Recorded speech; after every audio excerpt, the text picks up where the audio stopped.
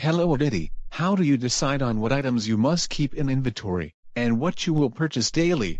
That is a very good question, Jay. In this video, I will explain how I determine inventory. When we decide if we want to keep things in store or purchase daily, we have to think of a few criteria. Like what? The most important thing to consider is its usage. How often is it used in the hotel? Then we need to think of the lead time. That is, once we place the order, when will we get it? We must also think about any saving that we may get by ordering in bulk.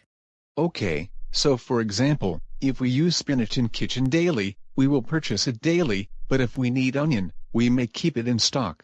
Yes, that is yet another thing that we must consider.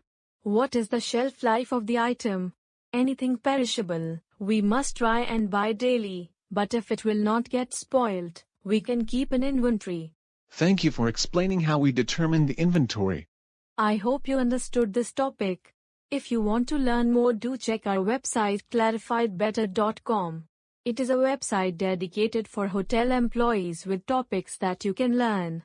And before you go do something else, why don't you subscribe to this channel as well? We post videos quite often that can help you learn about hotels. See you in the next video.